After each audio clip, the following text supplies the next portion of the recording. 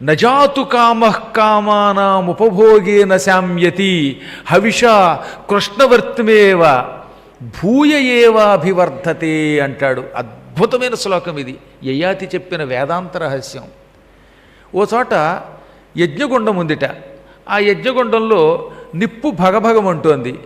ఈ నిప్పుని చల్లార్చాలని ఒకడు వచ్చి నెయ్యి పోసేట.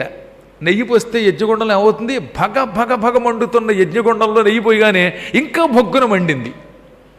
అంటే నిప్పుని చల్లార్చడానికి నీళ్లు పోయాలి తప్ప నెయ్యి పోయకూడదు.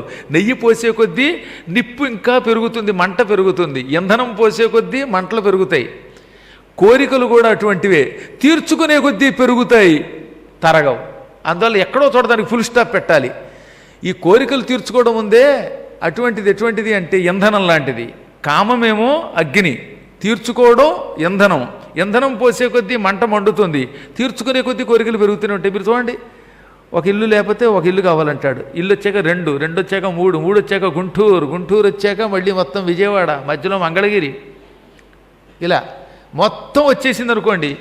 మొత్తం ఏపీ, ఏపీ వచ్చాక తెలంగాణ, తెలంగాణ వచ్చాక కర్ణాటకం, తమిళనాడు, భారతదేశం, భారతదేశం వచ్చాక వరల్డ్, వరల్డ్ అంతా వచ్చేసిన, భూమి అంతా వచ్చిన స్వర్గం, పాతాళం. అందుకే మూడు లోకాలు పరిపాలిస్తే కూడా తృప్తి రాదు పొమ్మన్నారు. ఇంకేదో కావాలని అనిపిస్తూనే ఉంటుంది. తీర్చుకునే కొద్దీ ఇంకా ఇంకా ఇంకా తీర్చుకోవాలని అనిపిస్తుంది. ఇందులోంచి బయటపడాలి. బయటపడడం కోసం నేను శ్రీకృష్ణుడి పాదాలు ఆశ్రయిస్తున్నాను అని ఈ నామమును జపించేట. మధుహా, ఓం మధుఘ్నే నమః అనే నామం జపించగానే అప్పుడు వైరాగ్యం వచ్చింది. వైరాగ్యం రావడంతో కొడుకు యౌవనం తిరిగి కొడుక్కిచ్చి తన వార్ధక్యం స్వీకరించి కఠోర దీక్షతో భార్యలిద్దరితో తపస్సుకు పోయాడు.